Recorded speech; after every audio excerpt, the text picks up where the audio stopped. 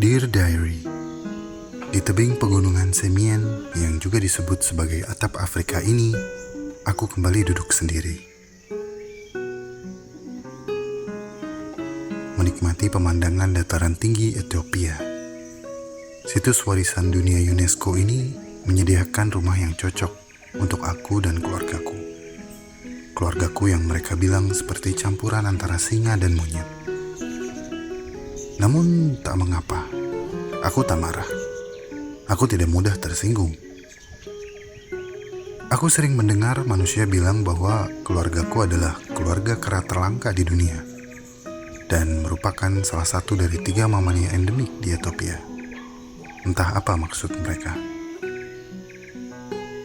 Yang aku tahu, aku adalah Theropithecus gelada. Manusia sering menyebutku babun gelada.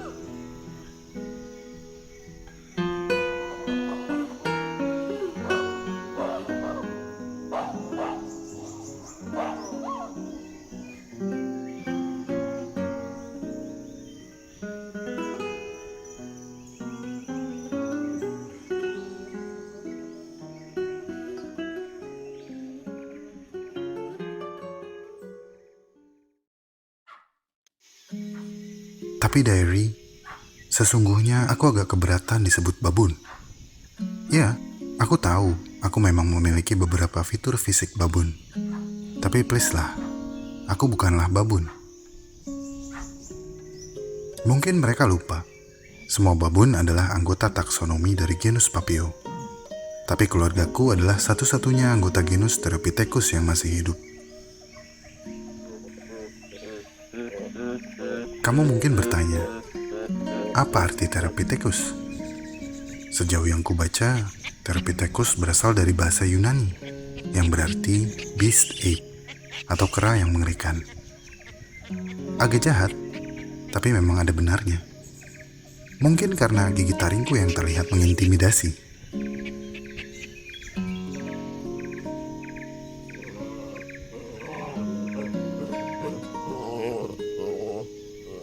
Dear Diary, mungkin kamu berpikir, dengan gigi sebesar itu, aku dan keluargaku tidak akan menghadapi banyak ancaman, gitu ya. Itu nggak sepenuhnya benar. Dari hewan lain mungkin gigi ini melindungi dari ancaman. Tapi ancaman terbesar justru datang dari manusia. Beberapa kali keluargaku ditembak manusia karena memakan panen mereka. Dan terkadang keluargaku ditangkap untuk digunakan di laboratorium sebagai bahan percobaan. Surai kami yang mengesankan juga dicari oleh warga lokal sebagai properti untuk acara-acara khusus. Kami memang tidak terancam punah, tapi seperti banyak hewan Afrika ikonik lainnya, jumlah kami semakin menurun. Tapi tidak semua manusia jahat. UNESCO menunjuk tempat sakral ini menjadi warisan dunia, dan tidak boleh ada kegiatan manusia di sana selain observasi.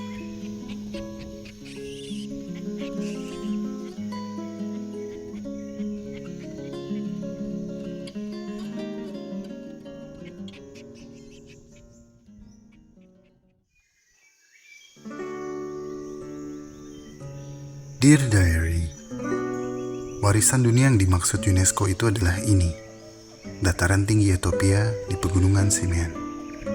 Ini adalah kampung halamanku. Di sana, keluarga besarku menghabiskan sebagian besar waktu mereka mencari makan di padang rumput yang luas.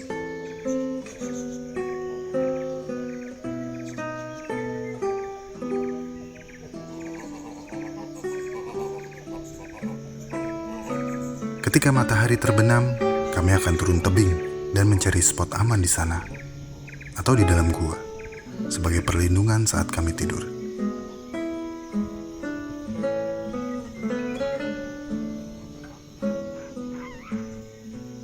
Saat matahari terbit, kami akan kembali lagi ke tempat kemarin.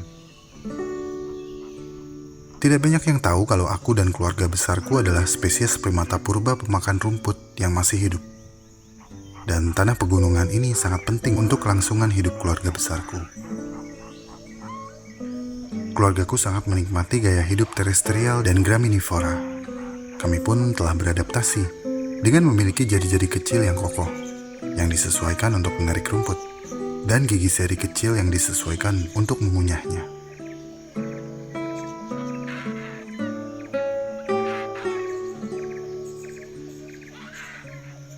Saat kami merumput, kami memiliki gaya berjalan yang unik, yang disebut gaya berjalan shuffle. Kami berjongkok secara bipedal dan bergerak dengan menggeser kaki kami tanpa mengubah postur tubuh. Karena cara berjalan ini, bokong kami tersembunyi, sehingga tidak ada yang dapat dipamerkan, seperti mandril dan babun. Namun, kami memiliki bagian tubuh lain yang bisa kami pamerkan, yaitu bagian dada kami yang merah cerah. Seakan-akan jantung kami berdarah. Dan karena ini, manusia kadang memanggil kami bleeding heart monkey, atau monyet dengan jantung berdarah. Nama yang keren, bukan? Tapi seharusnya yang benar adalah bleeding heart ape, karena kami adalah kera, bukan monyet. Aku gak akan menjabarkan perbedaan antara kera dan monyet di sini, karena ternyata masih ada yang gak suka dengan teori evolusi. Dear Diary, kamu tahu gak sih kalau tanda ini bukan pitak, ini bukan bekas luka. Baik gelada jantan atau betina memiliki tanda berbentuk jam pasir berwarna merah cerah ini di dada, yang sangat kontras dari surai emas kami yang tebal. Sekali lagi, ini bukan pitak. Ini adalah penanda status. Jika pejantan memiliki dada berwarna antara merah muda terang atau merah cerah, berarti ia adalah pemimpin harem dan sedang berada dalam kondisi seksual yang prima. Jika betina yang memiliki tanda dada berwarna cerah, berarti mereka sedang dalam masa oestrus alias birahi. Dan jika kedua pemilik warna cerah ini bertemu, berarti jodoh dan harus segera diselesaikan dengan cepat. 10 detik sudah lebih dari cukup. Dan manusia yang kayak gini selalu ada, mengganggu keintiman kami.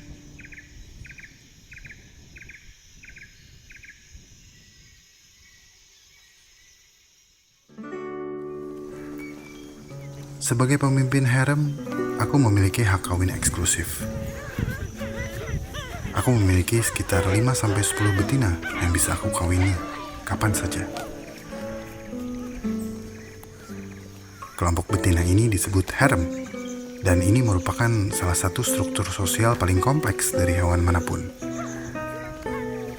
Aku dengar-dengar manusia juga memiliki struktur sosial seperti ini ya. Entahlah. Aku cuma dengar-dengar.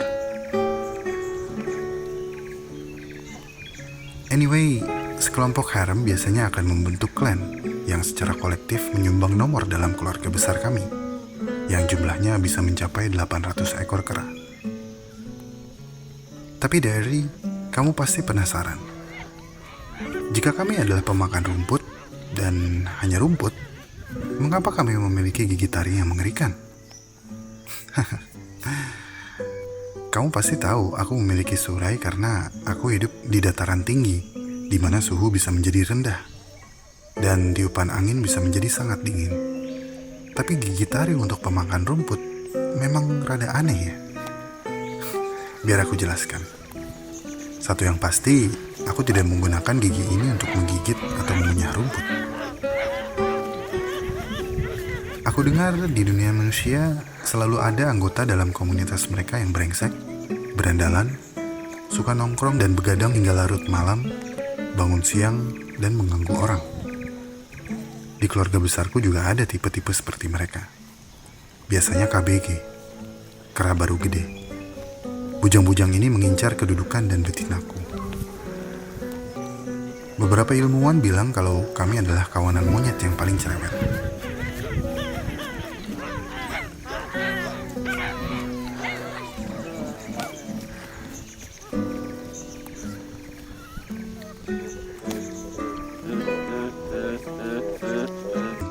Seperti aku, Master Harem. Anak-anak bawang itu biasanya mencoba dan menggoda haremku, berharap aku nggak ngeh. Tapi seringkali usaha mereka gagal, karena aku sangat peduli terhadap kelompokku. Disinilah gigi taringku berperan. Aku akan memamerkan gigi taringku yang besar. Supaya lebih dramatis, aku melipat bibirku hingga gusi pun terlihat. Ini semacam peringatan. Jangan macam-macam sama istri orang. Terkadang mereka akan menantangku berkelahi, tapi biasanya cuma gertak sambal, apalagi jika banyak betina yang menonton. Akhirnya aku dan bujang ini saling berhadapan. Namun aku harus memastikan keselamatan betina dan anak-anakku, sebagai bukti kalau aku masih care sama mereka. Seraya meminta dukungan. Salah satu anak tiba-tiba beralih dari ibunya. Aku pun memilih menyendiri di tebing pegunungan Simien yang juga disebut sebagai atap Afrika ini. Aku hanya bisa berharap semoga aku dan betinaku bisa akur kembali.